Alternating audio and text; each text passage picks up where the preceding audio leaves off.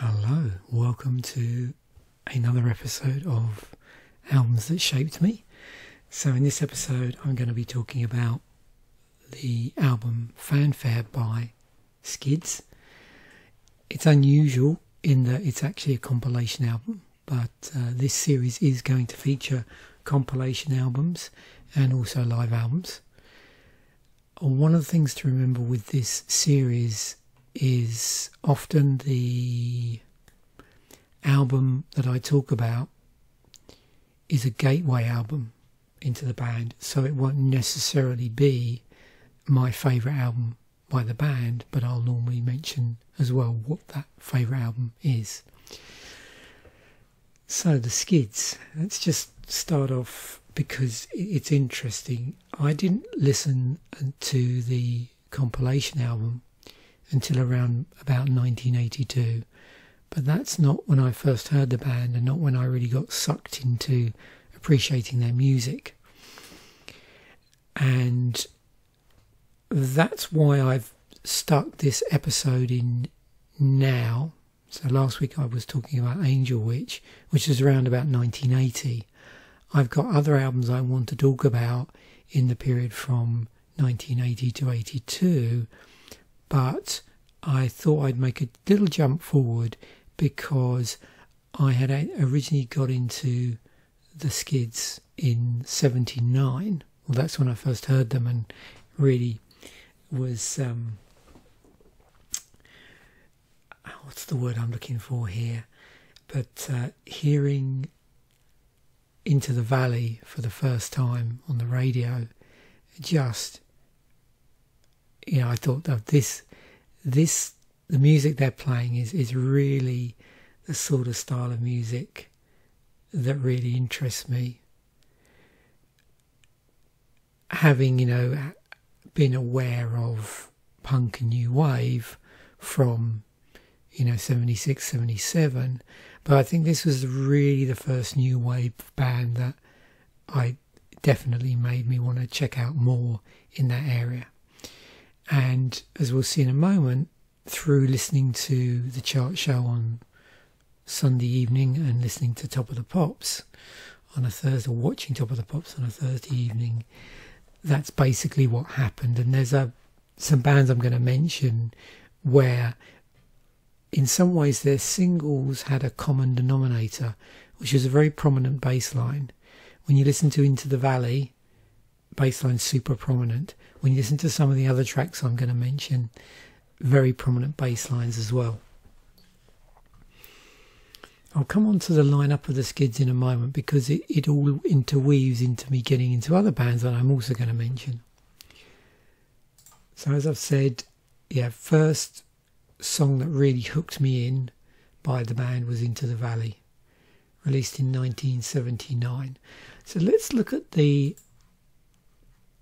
their singles performance in the UK charts. Again, I'm going to base all of this on the UK charts because that's the thing I'm most familiar with. So here's the single here. They'd had a couple of singles before that had just got into the charts but not into the top 40, and then they had a run of singles up to about here. The one exception was Animation, which got to 56, still on the singles charts obviously, but the final one that got into the top 40 was Circus Games. And all of these, I clearly remember hearing multiple times on the radio. And in some ways you get that wonderful moment when you're in a band, you're into a band for the first time, and every time their music comes on the radio, you're almost like your world stops. And you can see that was a run from 17th of February 79 through to 16th of August 1980. So the band, with the band something interesting happened. We'll come on to that in that Stuart Adamson, she left the band in 1980, although they did carry on for a couple more years. And also, so if we look at when Into the Valley was in its highest position, you'll see there's an overlap with a band I've spoken about before, Thin Lizzy. And I know when I spoke about Thin Lizzy, I was talking generally about listening, in that episode, about listening to the charts on Sunday night and saying, you know, there was a particular week when I listened to this, there was a load of other cool singles in the charts. This may have been the same week. I'm pretty sure Into the Valley by the Skids was in the charts as well. Well, you can see here, but the week that I covered it for Waiting for an Alibi. So we've got Well, I Will Survive, Gloria Gaynor was number 1. This actually does sound remarkably like the same week. Oliver's Army, Elvis Costello and the Attractions, Lucky Number, Leaving Lovitch. The Sex Pistols were in their sort of death throes at this point, where they were still putting stuff out, but Johnny Rotten had long gone. Can You Feel the Force? Where else? What do we got? Boney M. Oh yeah, Don't Stop Me Now by Queen, of course. Hold the Line by Toto. Village People. I think this would have been their second single, maybe. Oh, there we go. Cards, Just What I Needed. That was on its way down. Strange Town by Jam on its way up. Sultans of Swing. This is actually their peak position on the top 40 here. And that sort of makes sense because that was a really loaded period in music in terms of just really, really good singles. And all of these are top quality singles. But they were just really vying for, top positions on the charts. And we move on to May, and the reason why I wanted to bring this up is because if we look down, I've got to find it again. I know it's here. It's probably in a slightly higher position actually.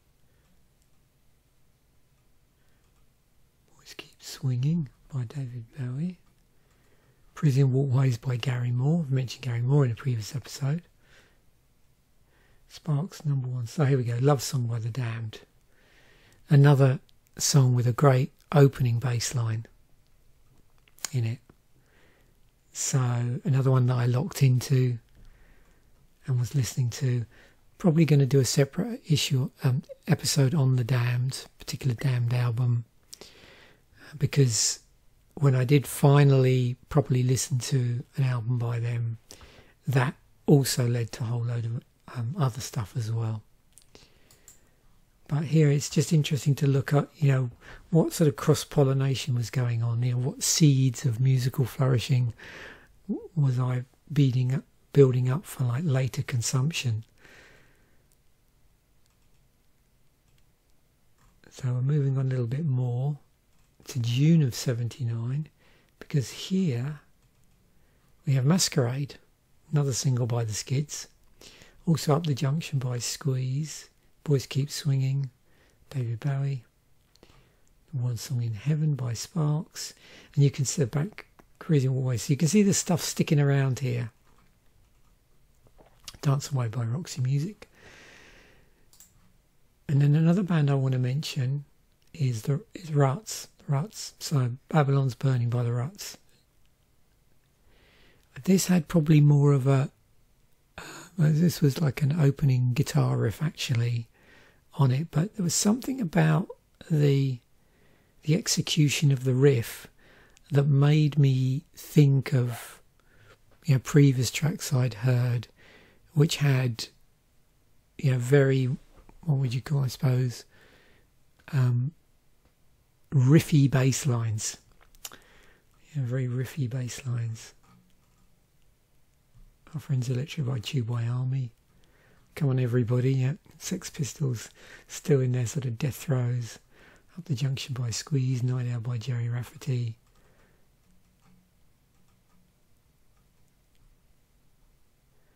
Thing is, 79 is a wonderful year, and I've said this multiple times. That's where the 79 in flourishing music and previously toxic music comes from.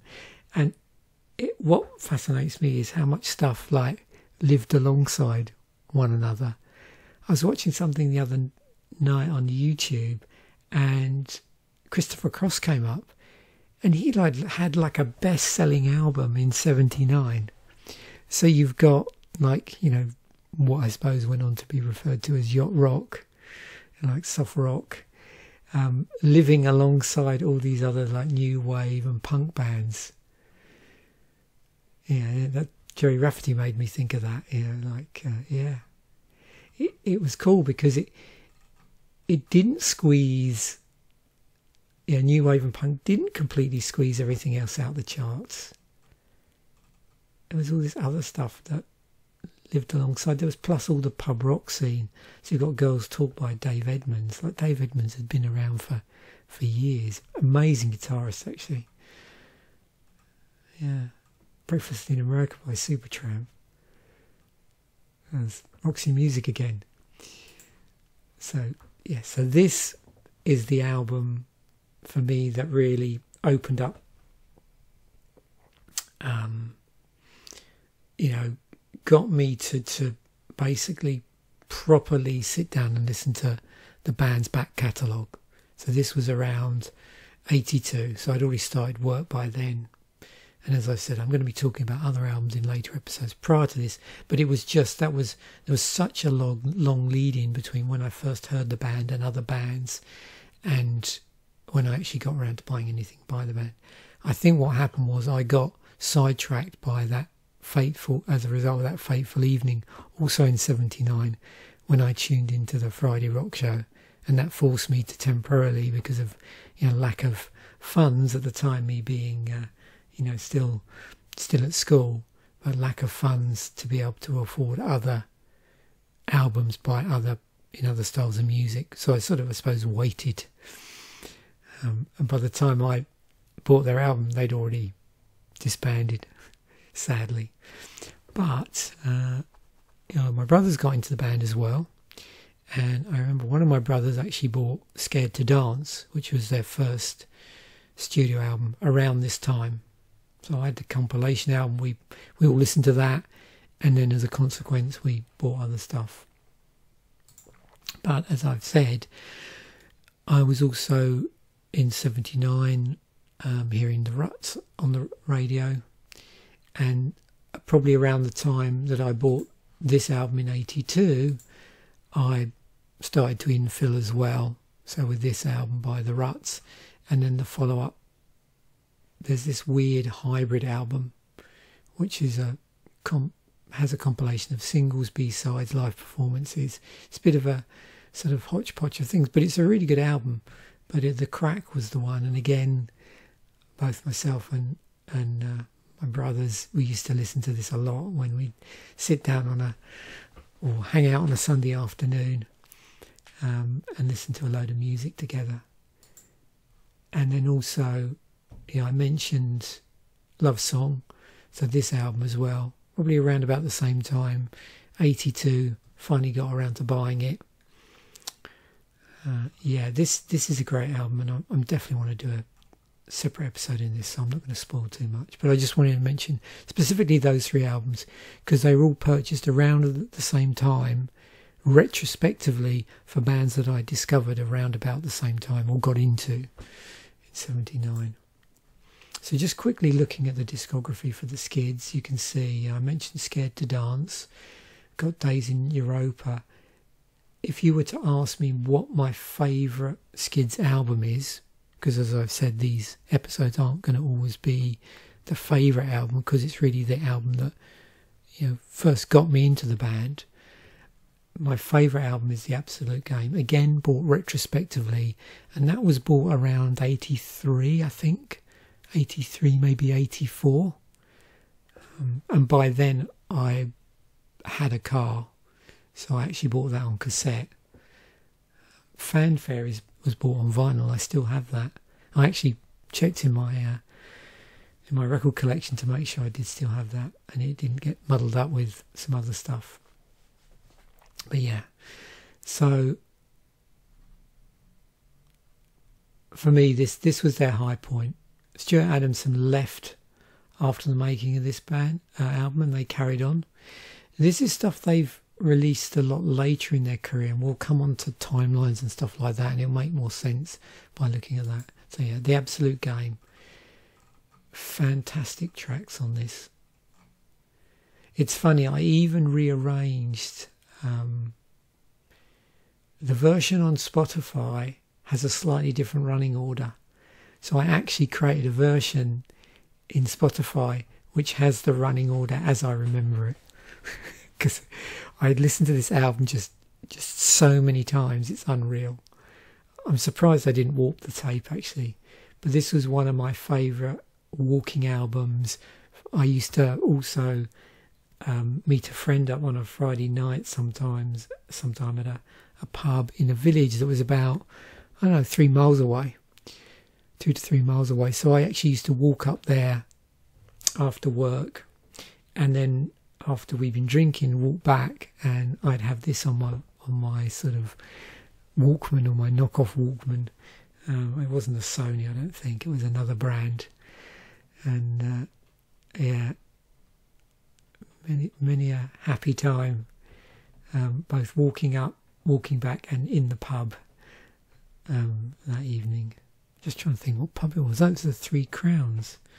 I'm trying to think where that is, what the name of the village is, just outside of Forest Row actually. Yeah, it's gone now. Anyway, I digress. So yeah, this is the period here. So first 3 albums, so you can see slightly different lineup. The common denominator for those first 3 albums was Richard Jobson, Stuart Adamson. The only person that lasted to the 4th was Richard Jobson. Stuart Adamson had left by then. We'll talk about where he ended up in a moment. There was a massive gap. Sadly, Stuart Adamson passed away in the intervening years. But because of interest in, I suppose, both another band that Stuart Adamson was involved with, and the Skids as well, because you'll see in a moment there's a crossover with band members here for the later lineup. They started, doing tours again and playing, and by the look of things, also releasing albums, with Richard Jobson as the only. Oh no, sorry, take that back. I nearly didn't notice here because this goes off the screen here, and I just saw this name here. So for a period of time, they did actually manage to have some old members in here. I didn't really follow them during this period, that's why I'm pretty unfamiliar. This is the first time I've looked at the timeline actually. Ever on Wikipedia.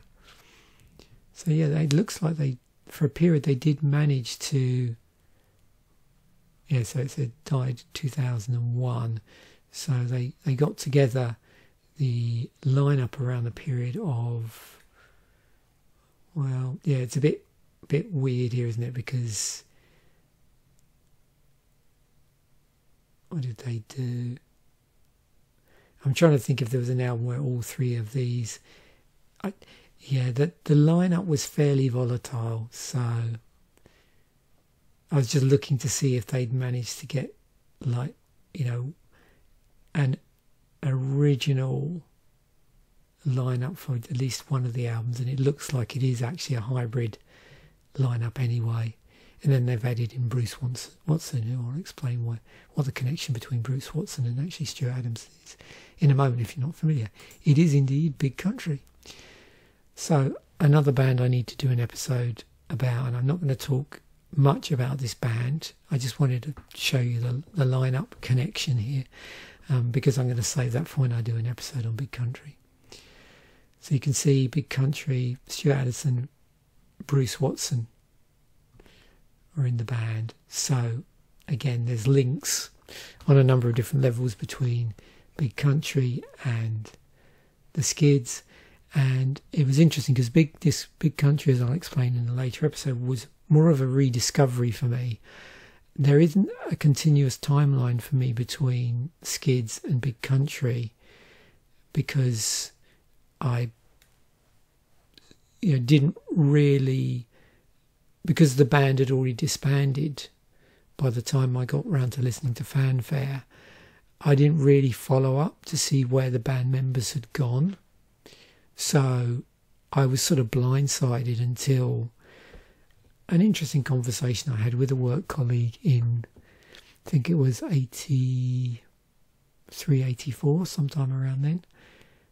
And that led into other things, and I'll talk about that when I get around to talking about Big Country in a later episode of this.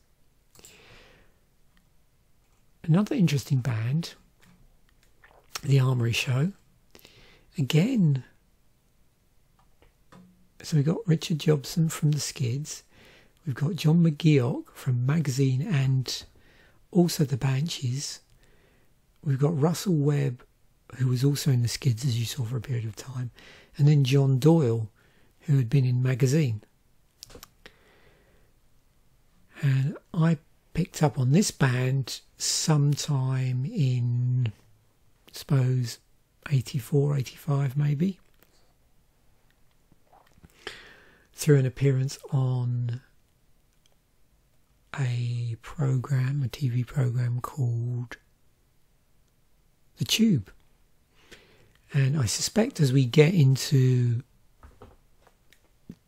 I suppose, early to mid-80s, I'm going to be mentioning a lot more about The Tube in subsequent episodes, because there was that show is responsible for getting me into a lot of bands and going to see a lot of bands live around a period from about, late 84 through to around 87, I think, somewhere around then. They only ever recorded, I think, one album, wasn't it? Waiting for the Floods. That came out in 85, so yeah, 85. There we go. Was when I picked up on that album. But yeah, another connection to the Skids. And I thought I'd mention Magazine.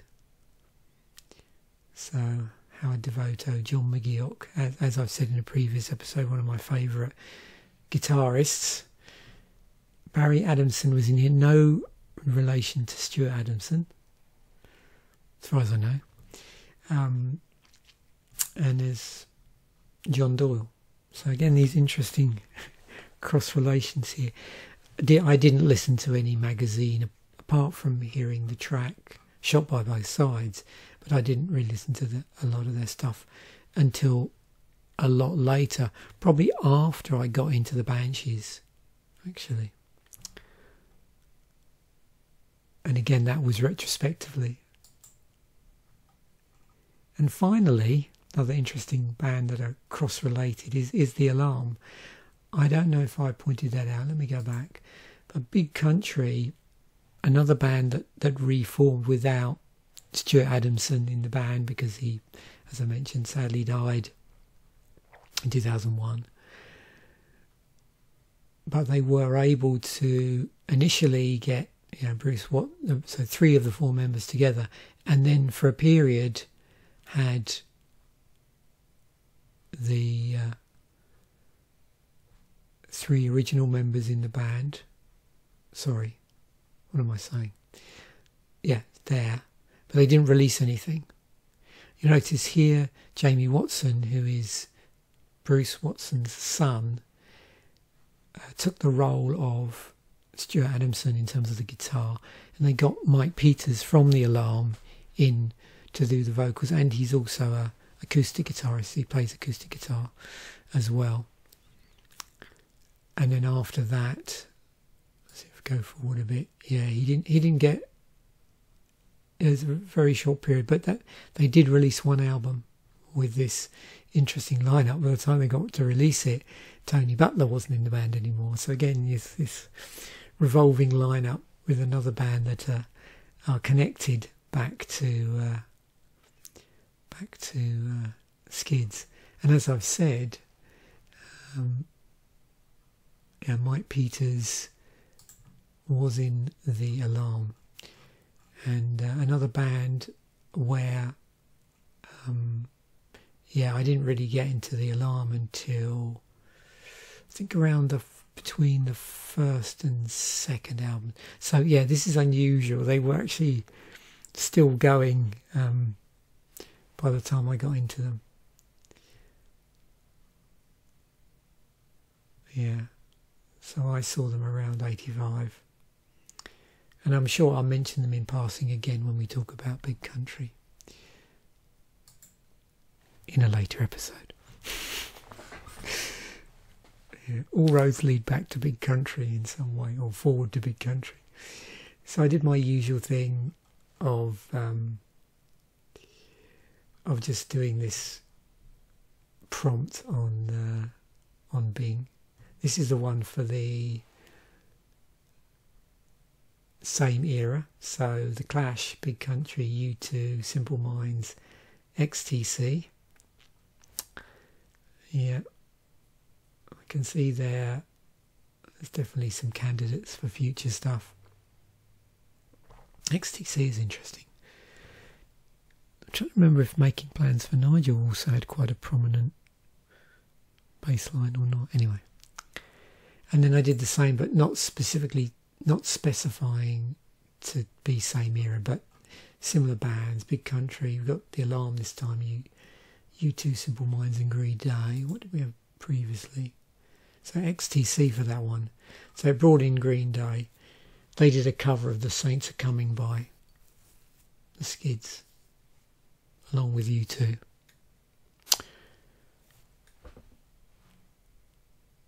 And then the one final thing I want to talk about, I did my usual little data analysis type thing. So here's the list from LastFM, from their API. So in previous episodes, or the first episode, I went through how this works. You can see I put in the band, and then it's come back with the Best of Skids as their most popular played album on LastFM in terms of their scrobbler. And then we've got the Ruts, The Crack, funnily enough, Stiff Little Fingers, Big Country, The Members, 999, The Undertows, Penetration. Yeah, Members, another band. There's so many bands here that when I tuned into the like Sunday night to listen to the chart rundown, in listening to the Skids and listening out each week from that point onwards, and again listening to Thin Lizzy actually, although they're not here on the list. But Thin Lizzy often were associated with New Wave in some ways. They were friendly with bands around that period, and they had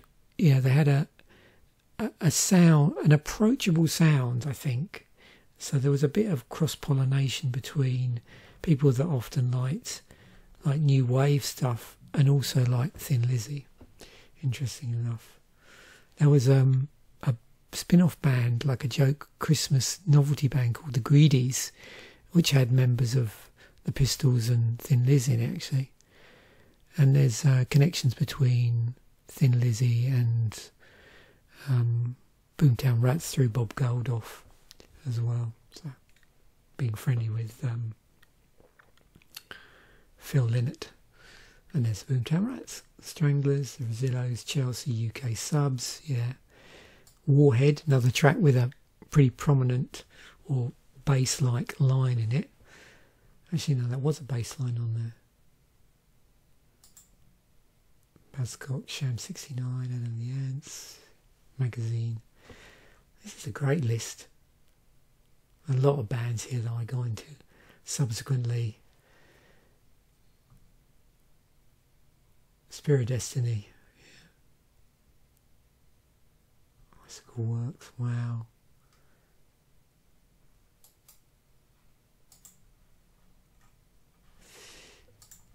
And then my Spotify Burrito shenanigans.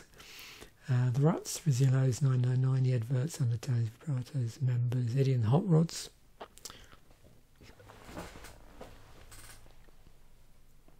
I'm sure I'll mention about them when I come to talk about The Damned, actually. Generation X, Lurkers, Buzzcocks, Penetration. I mentioned about Penetration before. There's a link between Penetration and Tigers of Pantang, because was it Fred Purser, who ended up as the guitarist with Tigers of Pantang on the Cage, was the guitarist from Penetration. Slaughtering the Dogs, Stiff Little Fingers, Chelsea. Chelsea at one point had Billy Idol in the band, The Damned, and Richard Hell. Oh yeah, so many cool bands. So there we have it. I hope you found that interesting. Hopefully it wasn't too confusing. There was lots of different bands I spoke about there and was really just reminiscing on the fly as connections bounced into my head. And of course, as I'm going through that, I'm thinking of other connections which I'm sort of holding back on, because so many of them link to bands I was seeing live era from sort of that period, late 84 to around 87 that I mentioned. And if it wasn't just for bands that were there, it was other bands which had a similar style or sort of blossomed out of new wave and became, I suppose, indie, UK indie as a result. And also there's some interesting connections between bands and me doing a lot of walking. Big fan of walking, and there's quite a number of albums, including The Game by Skids, that would be my soundtrack for walking on Ashdown Forest back in the day. And I think, yeah, I'm going to definitely mention in other episodes, ultimately I'll end up featuring, you know, all the bands that have formed a walking soundtrack as well. So thanks once again for watching. Bye for now, and I will catch you in the next episode.